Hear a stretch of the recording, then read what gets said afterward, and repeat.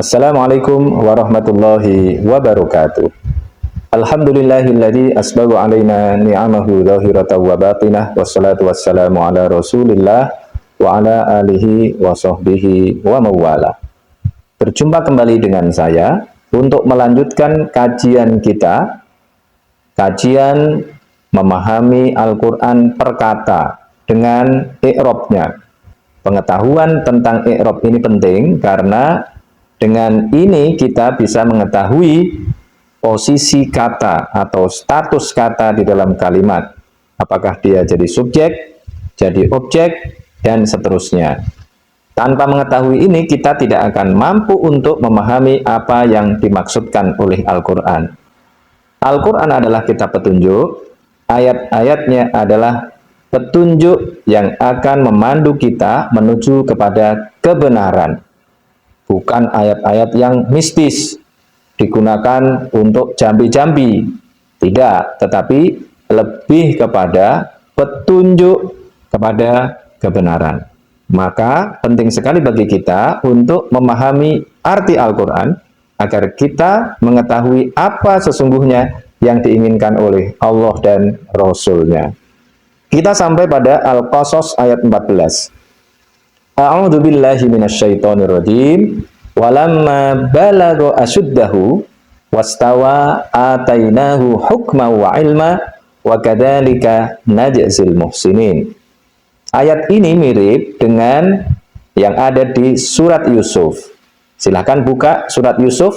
Walamma balagha asyuddahu atainahu hukma wa ilma wa kadzalika najzil muhsinin. Bedanya hanya ada di wastawa. Maka dua surat ini adalah di antara surat yang menjadi surat modal. Kalau kita mampu untuk mengartikan dua surat ini, kemudian ditambah lagi dengan surat Al-Kahfi, maka sesungguhnya bisa dikatakan 80% kalimat-kalimat di dalam Al-Quran sudah bisa kita kuasai. Kalau di dalam surat Yusuf ayat 22 berbicara tentang Nabi Yusuf, kalau tadi di surat Al-Qasas berbicara tentang Nabi Musa. Artinya sama, hanya ada satu kata baru di situ, wastawa. Berarti kalau sudah pernah bisa memaknai ayat di surat Yusuf tadi, maka kita sudah bisa memaknai ayat di surat Al-Qasas ayat 14 ini. Jadi kalau sudah hafal, kita betul-betul sudah menguasai ayat ini. Hanya berbeda orangnya saja.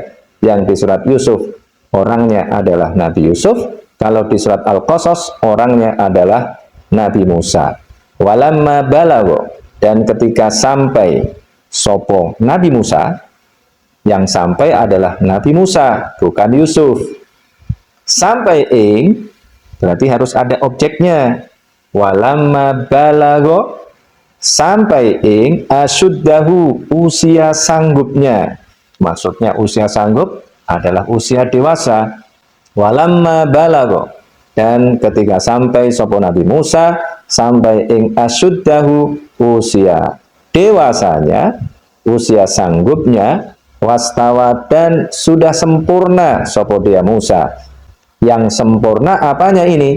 Yang sempurna adalah akalnya. Akalnya sudah sampai pada taraf bisa membedakan mana yang baik dan mana yang tidak baik. Maka di dalam kajian fikih biasanya disebut sebagai mumayyiz, orang yang bisa membedakan antara baik dan buruk.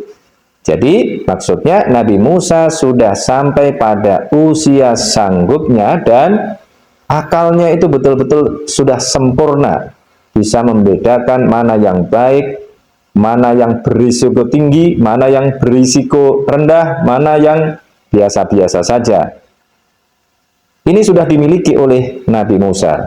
Kalau sudah sampai pada usia sanggup dan akalnya sudah sempurna, apalagi kalau menggunakan pendekatan yang digunakan oleh Ibnu Sina misalnya, bahwa akal ada 4 tingkatan.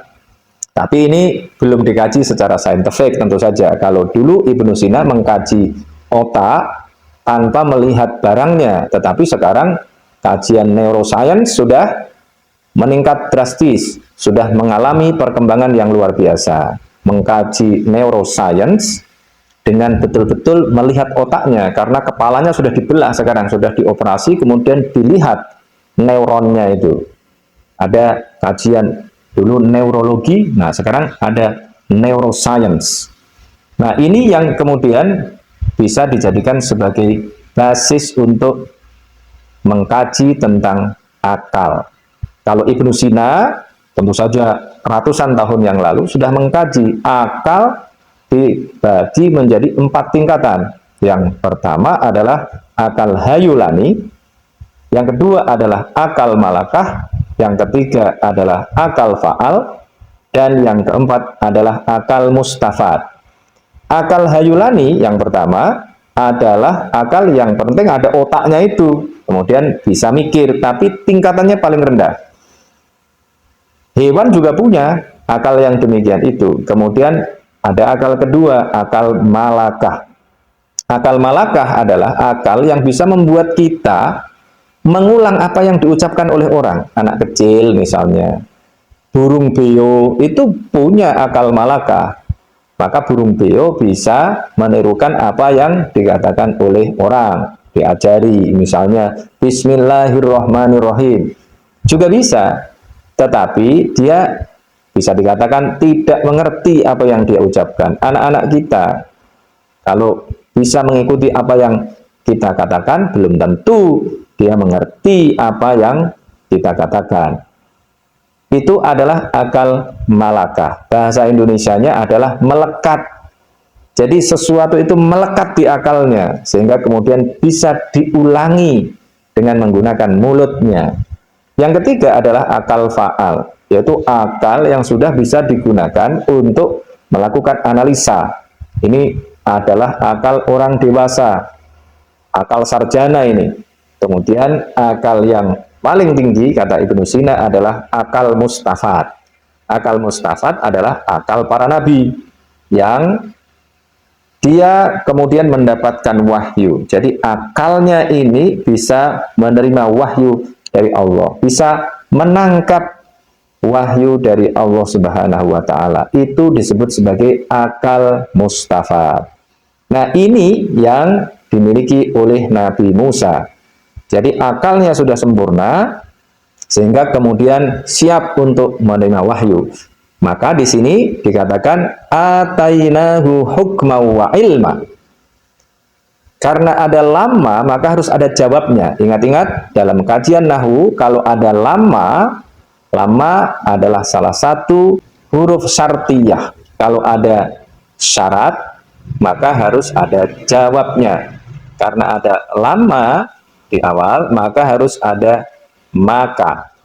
Dan ketika Nabi Musa sudah sampai pada usia sanggupnya dan sempurna akalnya, maka atainahu, ataina memberikan sopo aku Allah, sopo kami ini adalah aku Allah, hu ing Nabi Musa, memberikan ing hukman.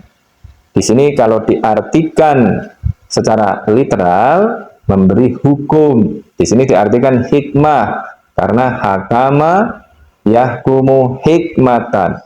Hikmah adalah kebijaksanaan. Orang menghukumi kalau dia punya kebijaksanaan, tidak hanya punya ilmu, tetapi ada kebijaksanaan. Misalnya ada orang mencuri. Orang mencuri karena apa? Kalau dia karena rakus, maka dia layak dihukum. Tapi kalau ada orang mencuri karena dia terpaksa, maka hakim harus punya pertimbangan lain. Orang yang bijaksana justru bisa mengambil keputusan yang menurut aturannya menjadi aneh, karena bisa saja yang dihukum justru adalah tetangganya. Kenapa tetangganya membiarkan ada orang yang sampai kelaparan? Sehingga dia harus mencuri untuk mempertahankan hidupnya. Ada misalnya nenek-nenek yang mencuri, kemudian ditanya karena dia sudah kelaparan, maka yang dihukum justru adalah tetangganya.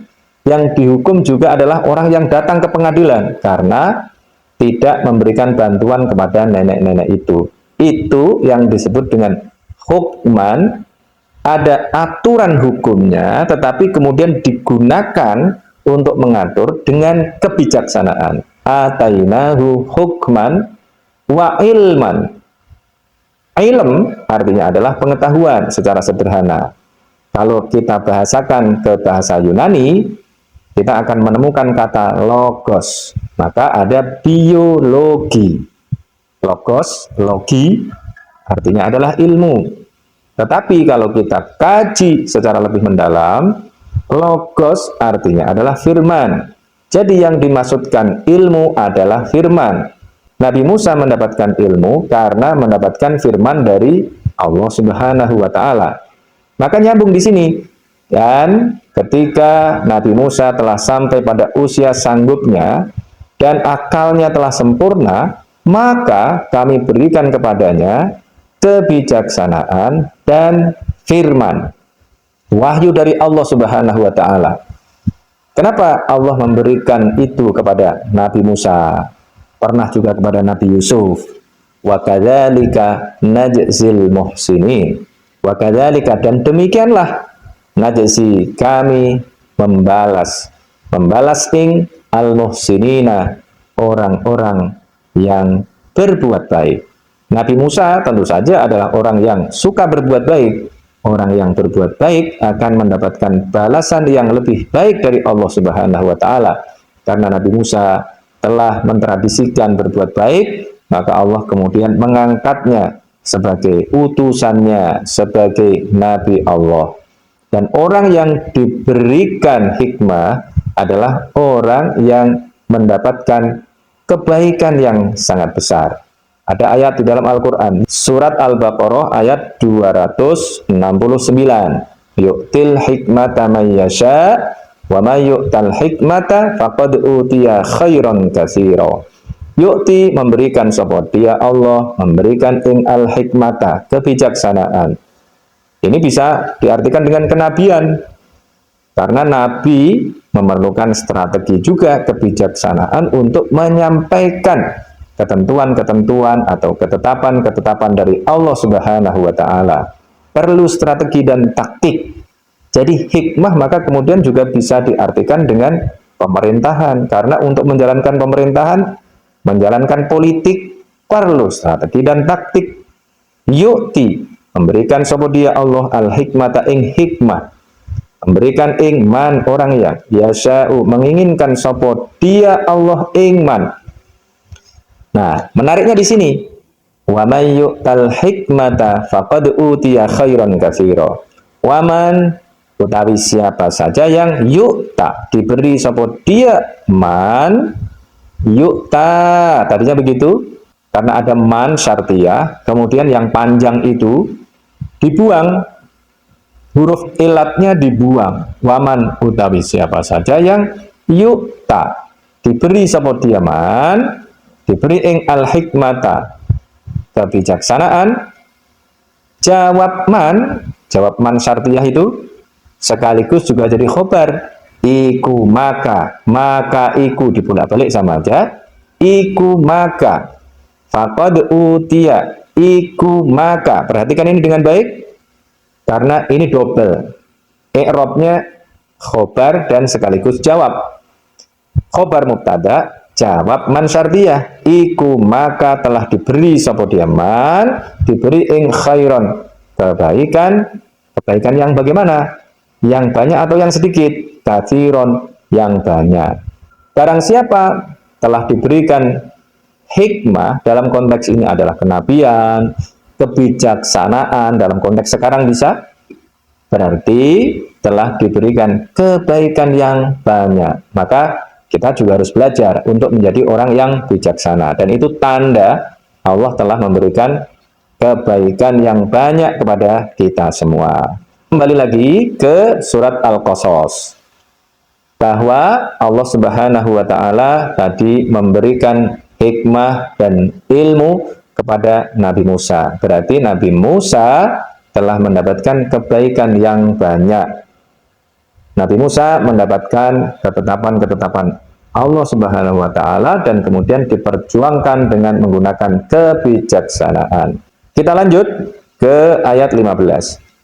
Wa dakhala al-madinata ala hini ghaflatin min ahliha fawajada fiha rajulaini yaqtatilan. Hadza min syi'atihi wa hadza min aduwwi. Fastaghasahu alladhi min syi'atihi 'ala alladhi min aduwwi. Fawakazahu Musa faqada 'alaihi qala hadza min amali syaitan innahu aduwwum mudillum mubin. Wa dakhala, dan masuk sapa dia Nabi Musa masuk ing al-Madinata, Madinah, kotanya kota Memphis.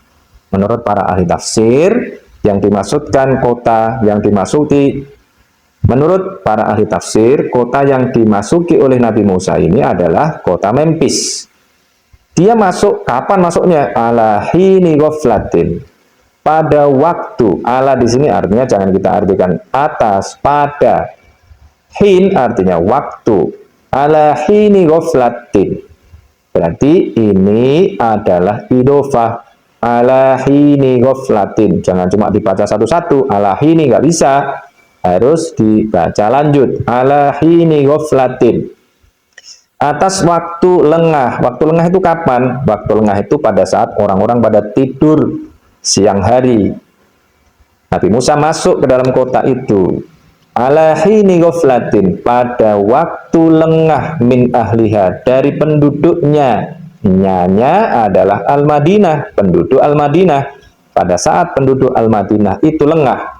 Fawajada, lalu menemukan sopo Nabi Musa fiha, di dalamnya, nya Al-Madinah. Lalu Nabi Musa menemukan di dalam kota itu, menemukan ing, namanya objek maf'ul bih. Ing, kalau saya bilang ing, pastikan itu adalah objek. Fawajada, maka menemukan atau lalu menemukan. Sopo dia Nabi Musa fiha, di dalamnya Al-Madinah, menemukan ing rajulaini, dua orang laki-laki. Dua orang laki-laki yang bagaimana ini? Yaqtatilani, yang sedang berkelahi untuk saling bunuh. Jadi dua orang laki-laki itu berkelahi untuk saling bunuh. Kemudian dijelaskan oleh Al-Quran, hadza min syi'atihi wa hadza min aduwi. Hadza utawi yang ini iku min syi'atihi, termasuk golongan Musa. Golongan Musa berarti Bani Israel. Hadza utawi ini iku min syi'atihi, termasuk golongan Musa. Golongannya Musa. Maka sekarang juga ada istilah Syiah. Ada sekte di dalam Islam namanya Syiah. Ada Sunni, ada Syiah, ada Wahabi, dan lain-lain. Saya tidak termasuk orang yang mau mengkafir-kafirkan golongan-golongan lain. Tidak. Mengislamkan orang itu sudah susah. Jangan kemudian orang yang sudah Islam, sudah bersyahadat, walaupun banyak praktek yang dilakukan kita anggap keliru, ya kita berusaha untuk menyempurnakan apa yang dilakukan oleh orang-orang yang sudah mengaku Islam itu. Bukan berarti kalau ada orang mengklaim bahwa dia Sunni, dia Wahabi, kemudian dia benar. Dan bukan berarti kalau dia menyatakan diri Syiah misalnya, kemudian kita klaim sebagai orang yang sesat. Ya bisa saja orang yang mengklaim dia Sunni, banyak kekeliruan yang dilakukan, banyak kesesatan pikiran yang ada pada dirinya. Demikian juga pada orang-orang yang mengklaim mengikuti sekte atau madhab-madhab yang lain. Syiah arti aslinya adalah golongan atau kelompok. Disebut Syiah dulu karena mereka menjadi kelompok Ali pada saat terjadi pertentangan politik antara Ali dengan Muawiyah. Al-Quran menyebut golongan itu dengan kata Syiah. Jadi istilah Syiah itu juga diambil dari Al-Quran juga. Jadi istilah Syiah itu juga digunakan oleh Al-Quran. Tapi ini tidak menunjuk pada kelompok Ali sebagaimana orang-orang Syiah menggunakannya. Karena ini sudah terjadi jauh sebelum Islam datang. Cuma ini digunakan oleh Al-Quran. Wahada, dan utawi yang ini iku min aduwihi, dari musuh, termasuk golongan musuh Musa. hada min syi'atihi wa hada min aduwi. Fastaghosa, lalu meminta pertolongan. Fastaghosa dari kata istaghosa, fa dan istaghosa. Istaghosa kemudian menghasilkan kata istighosa. Istighosa artinya adalah meminta pertolongan. Jadi kalau ada orang mengatakan pulang dari istighosa, berarti pulang dari meminta pertolongan kepada Allah, habis berdoa kepada Allah. Jadi istighosa konteksnya adalah berdoa. Fastaghosa, kalau ini lain lagi, ini teknis sekali. Fastaghosa, maka meminta tolong hu ing Musa, maka meminta tolong hu ing Musa. Siapa yang meminta tolong? Ini failnya ada di belakang. Alladzi, orang yang. Alladzi di dalam Al-Quran kita artikan dengan orang yang, sesuatu yang boleh. Alladzi di dalam Al-Quran kita artikan dengan orang yang. Karena ini kata sambung. Alladzi arti aslinya ya yang untuk manusia. Alladzi kalau mufrad, kalau jamak alladzina, kalau dua alladani atau alladzaini. Fastaghosahul ladzi min syi'atihi, dari golongannya, dari golongan Musa, alal ladzi, mengalahkan atas orang yang, ingat-ingat kalau ada konflik, kemudian di situ ada kata ala, maka ala di situ harus kita artikan dengan mengalahkan atas. Alal ladzi, mengalahkan atas orang yang, min aduwihi, dari musuhnya, dari golongan musuhnya, yang termasuk golongan musuhnya, musuh Nabi Musa. Ini pengikut Fir'aun berarti. Famakaza, lalu memukul. Nabi Musa ini memukul, meninju, arti aslinya meninju, memukul pakai tangan begini, memukul, meninju, yang pas. Famakaza, lalu meninju, maka meninju hu ing alladzi min aduwi, orang yang termasuk golongan musuh tadi itu ditinju oleh Nabi Musa. Faqadha, maka membunuh sopo Nabi Musa. Qadha itu arti aslinya menyelesaikan, selesai. Berarti faqadha, maka menyelesaikan sopo Nabi Musa. Menyelesaikan berarti dibereskan. Berarti dibereskan oleh Musa, orang yang jadi musuhnya tadi. Kalau musuh dibereskan berarti dimatikan. Faqadha, maka menyelesaikan sopo Nabi Musa alaihi, atasnya. Faqadha, maka mengalahkan sopo Nabi Musa alaihi, atasnya. Mengalahkan atas musuhnya tadi, alladzi min aduwi. Qala, karena Nabi Musa membunuh orang, maka dia menyadari bahwa tindakan itu tindakan tidak baik. Kemudian Nabi Musa menyadari, sehingga dia kemudian mengatakan, qala, berkata sapa Nabi Musa, berkata ing titik dua tanda kutip buka, hada min amalis syaiton innahu aduwwum mudillum mubin. Titik tanda kutip tutup. Hada utawi ini perbuatan tadi, membunuh orang, fawakazahu Musa faqadha alaih. Perhatikan dengan baik, hada utawi ini mana? Fawakazahu Musa faqadha alaih. Jadi ininya adalah meninju orang sampai orang itu mati. Fawakazahu Musa faqadha alaih. Khobar mubtada, hada utawi ini fawakazahu Musa faqadha alaih. Khobar mubtada iku min amalis syaiton, termasuk amal setan. Innahu, sesungguhnya setan, iku aduun, musuh yang bagaimana? Mudillun, yang menyesatkan, mubinun, yang nyata. Sesungguhnya setan adalah musuh yang menyesatkan, yang nyata. Qala, berkata sapa Nabi Musa. Musa berkata lagi, mengatakan ing titik dua tanda kutip buka, Rabbi inni dzolamtu nafsi faghfirli, titik tanda kutip tutup. Rabbi, wahai Tuhanku, ini sesungguhnya aku iku dzolamtu. Zolim sopo aku. Zolim itu arti aslinya adalah meletakkan sesuatu bukan pada tempatnya. Nabi Musa melakukan kezaliman. Kenapa? Mestinya dia tidak membunuh, tapi dia membunuh orang. Berarti dia meletakkan sesuatu bukan pada tempatnya. Zolim kepada siapa ini? Nafsi ing diriku sendiri. Karena aku zolim kepada diriku sendiri, faghfir, maka mohon engkau mengampuni. Arti asli ghafaro, ighfir berasal dari kata ghafaro. Ghafaro artinya adalah menutupi. Saya sering menjelaskan ini. Ghafaro dengan kafaro artinya sama-sama menutupi, tetapi teknisnya beda. Kalau peci saya, jilbab, itu kafaro menutup dari atas. Tetapi kalau rambut kita menutup kepala kita dari bawah, itu namanya ghafaro. Nah, dua-duanya artinya adalah menutupi, tapi teknisnya beda. Yang dimaksudkan maghfirah itu ya menutupi apa? Menutupi dosa-dosa. Menutupi dosa berarti tidak mengungkit-ungkit dosa dan tidak akan membalas dosa itu dengan keburukan. Ditutupi makanya artinya.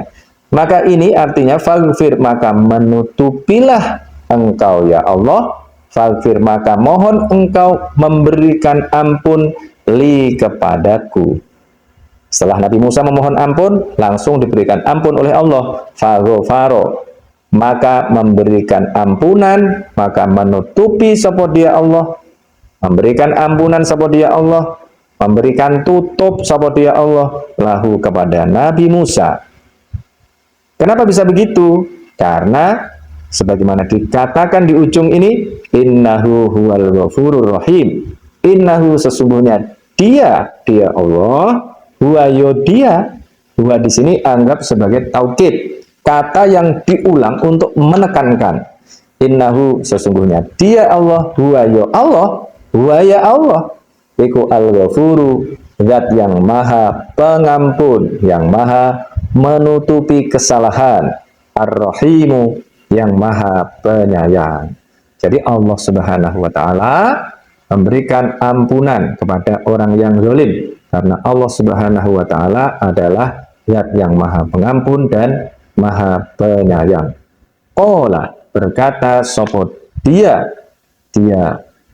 Nabi Musa mengatakan ing titik dua tanda kutip buka, Rabbi bima an'amta alayya falan akuna zahiral lil mujrimin, titik tanda kutip tutup. Rabbi, wahai Tuhanku, bima an'amta, bima sebab sesuatu yang, an'amta memberikan nikmat sapa engkau, alayya kepadaku, karena engkau telah memberikan nikmat kepadaku dengan memberikan maghfirah kepadaku, falan akuna, maka tidak akan pernah sapa aku, tidak akan pernah menjadi sapa aku, falan akuna, maka tidak akan pernah menjadi sapa aku, tidak akan menjadi iku zahiron, penolong, lil mujrimina, kepada orang-orang yang berdosa. Karena engkau telah memberikan nikmat kepadaku dengan memberikan maghfirah kepadaku ya Allah, maka aku tidak akan pernah lagi menjadi penolong bagi orang-orang yang berdosa. Aku nggak mau lagi memberikan pertolongan kepada orang-orang yang berbuat dosa, seperti yang dilakukan oleh orang yang berasal dari kelompok Nabi Musa tadi, Syi'atu Musa. Itu dianggap oleh Nabi Musa sebagai orang yang berdosa, yang kemudian membuat dia terlibat dalam dosa, karena Nabi Musa gara-gara orang itu tadi melakukan pembunuhan. Cukup beberapa ayat ini saja, nanti kita lanjutkan lagi untuk memahami ayat-ayat berikutnya secara literal dulu, sambil sesekali kita melakukan pendalaman tentang makna, tentang kaitan ayat dengan ayat, tentang sejarah, dan lain sebagainya, agar kita memiliki wawasan yang terus meluas. Demikian, wassalamualaikum warahmatullahi wabarakatuh.